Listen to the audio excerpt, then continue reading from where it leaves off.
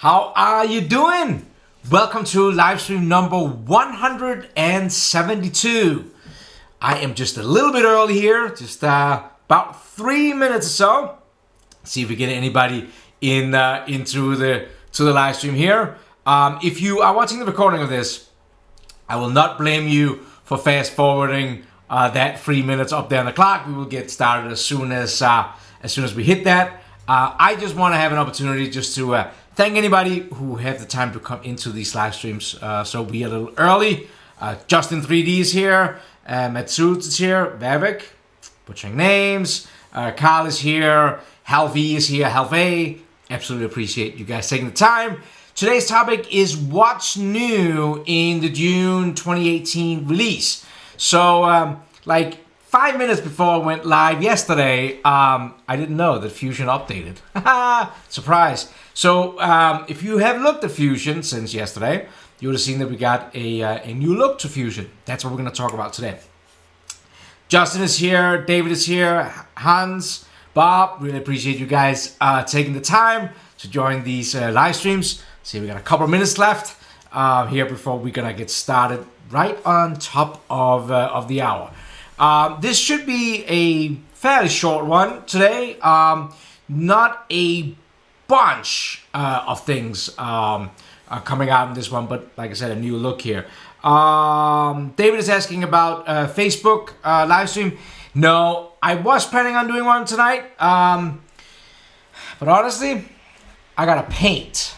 How fun is that? I got some painting to do, a floor to paint. So I'm gonna have to do that and push my Facebook live streams out. I hope, it's my goal soon to be able to post out both to YouTube and to Facebook at the same time.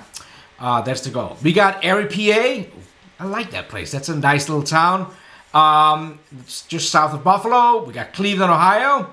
I was just there not too long ago. Rock and Roll Hall of Fame there. Absolutely cool place to go and visit. Yeah, man, absolutely appreciate you guys taking the time to join these live streams. It means the world to me. I'm so grateful. Thank you so much. Just in 3D says that the tabs inside of the software looks different. Yep, that's the whole thing. So I'll give you a little bit of a lowdown on that whole new interface and why they did it. And since we got UK here, with Bernie is here, then we know that we're good to go for today's live stream. All right, let me see here. I got a new interface here. So I can't see how many people are in the chat. That's all right. That's not really important anyways, how many people is here. I'm just glad that you are here. So with that, we're counting down 5, 4. Again, I really, really appreciate you guys are taking the time to join these live streams. And again, if you're watching the recording, absolutely love it. Let's jump into this. So let me just I gotta get rid of the clock. The clock is gone. And then I think we are good to go. All right, everybody. Thank you so much for joining today's live stream. Today is number 172. It is June 13th, 2018. And today's topic is what's new in Fusion for the June 2018 release. So I'm going to cover some of it today. I'm going to do the cam on Friday. So we're going to wait with the cam. You're just going to get some of this design inside of here. And what I like to try to do with the what's new here on the live stream is I try to drag it out a little bit. Bryce, Aaron, and Marty does the official run for Fusion 360. And they're kind of like fast paced. So I'm trying to dial it back a little bit in this one here. Hope you're okay with that. So, what is new? Well, the biggest thing that if you watched live stream yesterday, you saw that the interface have changed a little bit. It got a new look, a little bit of a refreshing look here. Not too much have changed from an interface yet. I predict, and this is just my 2 cents, but what I've heard is that by next month's release, we are going to get some new menus up here. So what's going to happen is that if you, for example, want to go into assemble, instead when you go to assemble, the menu is going to look a little bit different. Then all these different icons going to pop up here automatically. So instead of like this 1995 where you have like these drop downs, when you go in to create a sketch, like that whole menu here, when you click on new sketch, is going to be populated with some of the things in here. I think actually also some of the constraints that you see over here is going to be up here too. So the menus are going to change a little bit in here. If you want more information about this, if you want to go more in depth than I'm going to do today, click on the little question mark here up in the upper right and go down and click on the what's new inside of Fusion 360, and you will be taken to this site here where Kaching is talking about. Kaching is the guy who writes this, who's talking about what's new. Now, he did post a post here a few weeks ago where he talks a little bit about the new looks. Catch your bottles. But in here, you will see that there is kind of a new, the menus looks a little bit different than they do before. So we're gonna see some more to that. But this is definitely worth checking out if you want to get more information than what I'm sharing here. The biggest thing, the main reason for this, and this is what I think, hopefully this can be somewhat helpful to you. The main reason that the development team decided to do this, well, they did kind of two things. So, and I didn't really knew this, but there's something called UI. That's the interface. That's kind of the look of everything. And then there is the UX. What is the user experience? And they're kind of trying to align those two. So the UI, the look of everything, was an attempt to kind of uniform, not only make it not look old like 1995, but to streamline it with like the generative design, the new thing, the browser version and things like that. So they're kind of trying to line that up with this kind of new look here. And the way that the interface is going to change, that's the UX portion, and that is more to try to kind of improve the workflow. Now, what is in here right now that is somewhat new, or that is new, I shouldn't say somewhat, that's wrong. If you hit the drop down, before you had an arrow over here if you hovered, and that arrow would send a command up in the timeline. Now it does that. If you click on those three dots, it opens up here and you can pin it to the toolbar. That was what before was an arrow. So if I click on that, you will see that the shell command was just added up there. Let me do that with the next one underneath draft. So if I go over here, click here, pin to toolbar, then you will see that these comes up here. So now they're living up here in the toolbar. You can of course go over and click on them again, and you can unpin them. And you can also do with the draft if you decide to do that. Click here, unpin, uncheck, and then it goes away from the menu. So this is of course nice if there's certain commands you like to do a lot. So actually, like the fillet command is something that I use fairly often. So maybe I want to click on these three arrows and pin it to the toolbar. The other one is it keeps on falling away from me. The other one is pin to shortcut, and the shortcut is the S key. Click on the S key on your keyboard, and you get this menu. And actually, I think David is in here today. I thought that you brought something up in the chat yesterday about the S key when I talked about this. So the S key, hit S on your keyboard.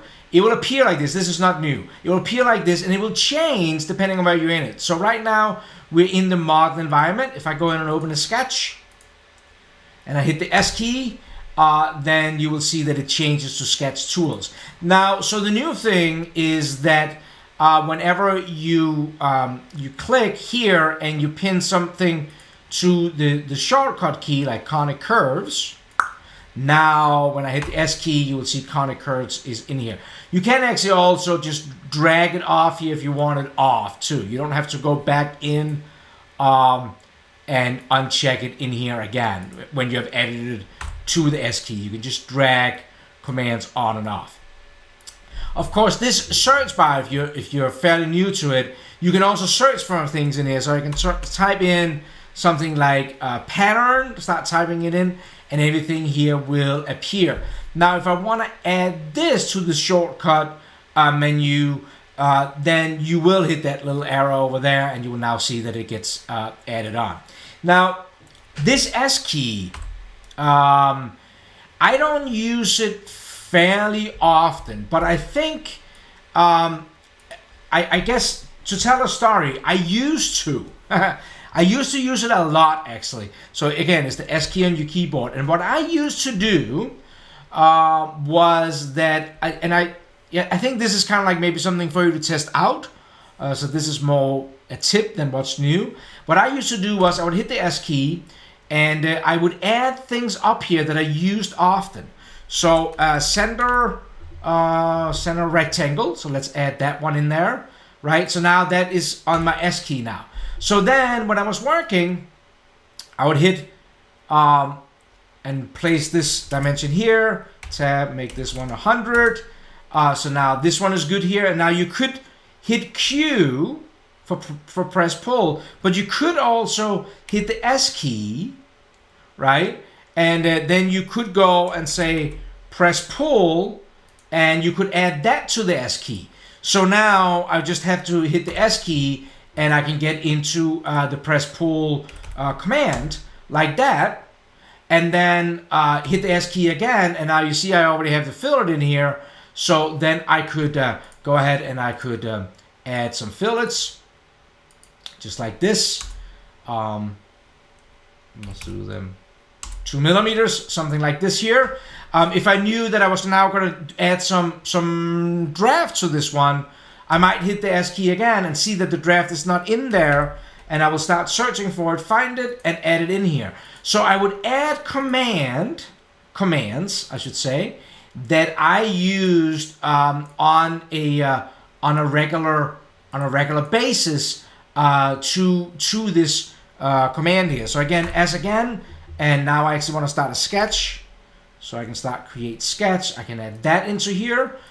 So I would just literally have my finger on the S key, and then now I hit C for circle by automatic. S key, C for circle. I would literally just hit the S key all the time for any commands, and if they were not inside of the S key, I would add them. And at some point, your S key becomes bigger and bigger and bigger. But what it ended up happening was that my S key would be tailored to the commands that I used the most often.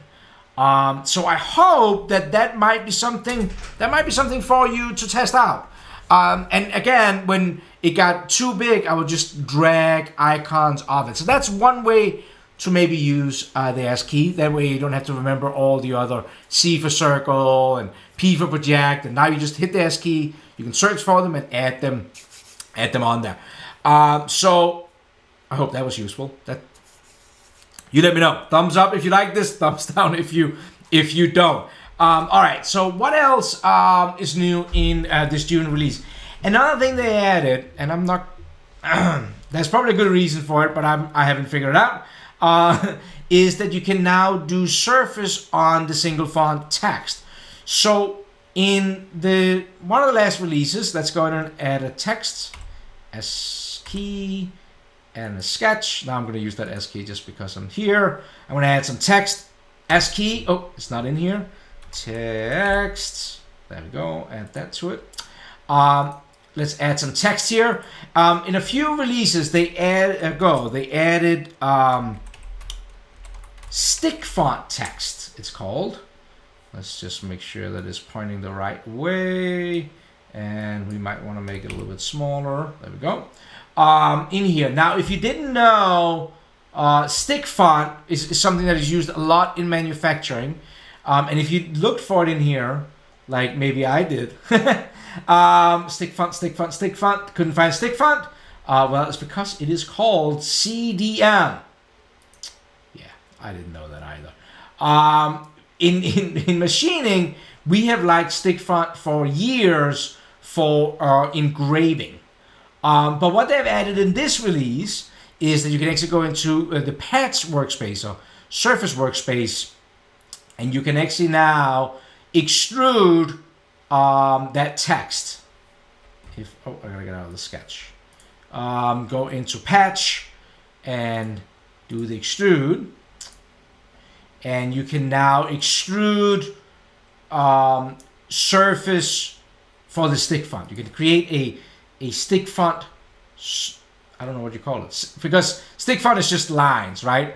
And patch or surfaces is also just non-thick walls. So you can do that now. There must be somebody who asked for this. I am not quite sure why you would do that, but somebody has a good reason for it, and somebody who's probably smarter than me. So we can do that now. So that's kind of cool. The next one that I want to show you, let's go back into the model workspace. The next one that I'm going to show you here is the whole command. So this was added in the last release. They combined the whole and the thread command. So the whole command now contains threads in here. I have normally not gotten a habit personally to use the whole command much, to be honest. If I should be honest, I should be. But with this new added the threads in here, it's actually kind of nice. What I recommend you do is, before you place anything, I like to select what type I want. And you can kind of see here it says hole type. So you can select if it's like a pointy drill, if it has a counter bore, or if it has a countersink. Type, so maybe a threaded hole, you can select that here. And how do you want a drill point or another drill point? And you can actually also select here like distance. So if I wanted to go all the way through, select the surface, and you will see that it will place it's kind of small to see right now, because right now it's the smallest one it has on the thread here for ISO mode. But if you go here like an 8mm tapped hole, you can of course model the thread. You will end up, if I hit OK, we will end up with a threaded hole here. One thing I didn't show you that I should have showed you, let me just go back and edit it again, is the placement of it. So now you can actually, this is actually kind of sweet. Because normally what I would do is I would draw a circle and then I would dimension the circle. But now if you scroll up and select this adds, you can kind of see it see how this shadows up with a dimension. So it actually adds a dimension, right? If you click just on the edges, it's kind of, I mean, whoever came up with that, that's pretty smart. So it places that dimension right there. So that is under the whole commands. You can select what you want. You can select the whatever you want here. Select the whole. And what is new in this release, so this is not new. What was new last release. But what is new is that it will now remember what you had the last time. So it remembers that it was an M8 thread that we had for this one. So this here just makes it a lot easier to kind of place holes like this in here, so it will remember these settings, so you don't have to go in and change. Like, so when you go in and say, all right, let me create a new hole, and you select your hole type, you don't have to go through and set M8 and the different things in here. It's kind of set already. So that's definitely, it's like one of those nice things. And that is one of the things I will say about this release, is that they have fixed a bunch of things. And again, if you go into that document, if you go and click the little question mark, and you go in and read the what's new, you can see a lot of the things that was fixed in there. That's one of the things that I found interesting, start working for a software company, because I, used to be in manufacturing, and I used to be like, why can't they just make it right? Like if you're in manufacturing, or, I don't know, it doesn't really matter. If you're writing an email, do you have the right grammar or not? It's pretty straightforward. It's a good part, it's a bad part. And one of the things I learned when I started working for a software company, it's not quite that easy with software. Many times when you make changes one place, it actually affects other places, and it kind of like have linear kind of effects down the road. So so that's why, if you go and look at what's new, why the development teams are working so hard on kind of fixing things. And also sometimes when people reach out to me and it's like, why haven't they fixed that one thing yet? Many times it's because it affects something else that they then they know that it's going to affect that other thing, and they have to figure that out. So, and this is way much smarter than I am, right? Don't forget that. So, yeah, so that's important. So the whole command, if you haven't started using that one yet, I would definitely recommend that you take a little bit of a look at that and play around with it.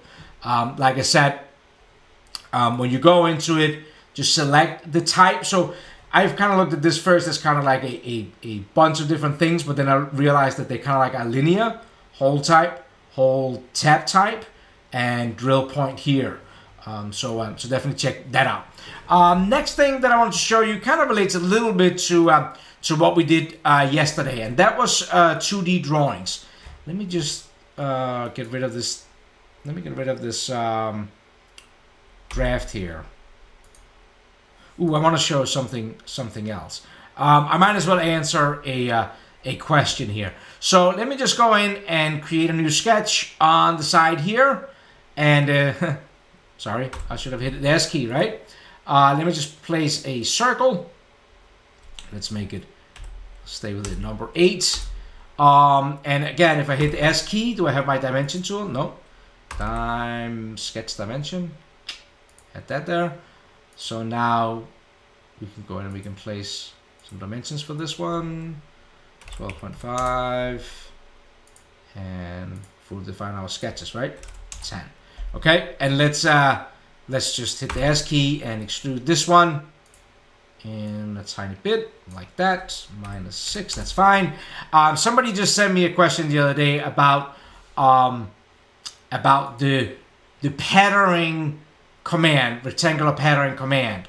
The patterning it's not a copy per se. If you want a copy of this hole, I recommend you right click and you do a move copy, and then you can select the faces of this one, of these areas in here. Select the faces like that, and then you can check. Oh, did I move it? Or can you not do that with faces? Hang on. Right click, move copy. So we're gonna do faces. Okay, so don't I thought I could copy this. Why can't I copy this? Is that only working for components and bodies then? Bodies. Select the body. Okay, I didn't know that. Faces doesn't work. Bodies, you can I guess that might make sense. Bodies you can copy. That's a copy of it. I guess what I'm getting to is that the patterning tool, what I'm trying to say is that the patterning tool is, I guess, so the question was, is it a copy? It's not literally a copy. What it does is it looks at this hole, and then it references that as it's placing, in this case, 4 other instances. But they are not a copy of these faces. It's constantly looking back at this thing. It's almost like I don't know, it's a good mirrored. It's not a mirrored, but it's referencing right back to that back in the UI. What I wanted to show you is if we go in to make a drawing of this, 2D drawing. I don't think I explained that very well with the patterning thing, but that's for another live stream then. It's always good I have the different ones to pick from. If we place a view here, create another one tomorrow. Oh, and go in here, we get all the different views here. Let's just make it the visible edges style. Couple of new things inside of the drawing for the what's new. One is the dimension tool, and I actually never noticed this, but you know, again, you can now select an edge and a point and get a dimension. In the past, if you selected an edge, then you had to select another edge. You couldn't crisscross between a point and an edge. What can be extremely handy if you have like some complex shape in there. Another thing they've added is the center marks, and this is why I was kind of like trying to do the pattern command. What they have added now with the center marks is that when you place a center mark, it will automatically pick up for the other holes in here with center marks to show you that it's a hole. So that is kind of the two major drawing things in here. There is some cam things, and like I said, I want to cover those on Friday, but I do have to show you one because I just think this is important. If we go and search, because people always send me email about post, and I'm not doing great at answering people back. If you search post library Autodesk in some kind of order like that, you will get the cam.autodesk post site. And this is where you can find all the different posts that the post development team creates. What is new in this release or recently is that they changed the site up a little bit, and they added this section up here, what I find extremely nice. So I should maybe just say, because if you're fairly new to the whole cam thing, posts are the one that takes your file inside Fusion and converts it to the code that your machine is actually going to eat. So I got that simulator running in the background, running through code, and you need that post processor to do that. Now that post processor, try to say that 10 times, is depending not so much on machine, more on what control you have on the machine. I'm just saying that because not all machines have the same control. So you can go in here and you can find these posts. They're completely free, and there is a ton of them. I'm not even going to scroll down all the way down to the bottom. You can see kind of like over here. That's a lot. If you're searching for some, use the filter type over here. All great stuff. Vendor type, all great stuff. What they've added over here is there is now a adjustment. So if you do want your post modified, then you can do it yourself. It's actually fully customizable yourself. I used to do that when I used to use Mastercam. I went in and I modified those posts myself because the company I work for, they were never going to pay anybody else to do it. So you can absolutely, and you can do the same thing with Fusion. You can go and you can completely modify the post to whatever you want. Posts are one of those things that can really go crazy with all kinds of modifications. There is now a purchase one up here. So if you need some help, you know, like I said, we like to do the best we can do to support with these free posts. But you know, if you want to go in and you really want to get something, there's all these different resellers that will help you. There's a cost to this per individual once. There's a support, there's a manual API, and then you can get notified when posts have been modified, because these posts gets modified all the time. Look at all these different modifications. Actually, end of May was the last time they played with the Fanuc post. The Haas posts have probably not been changed for a while. 18th of May, because they're pretty solid.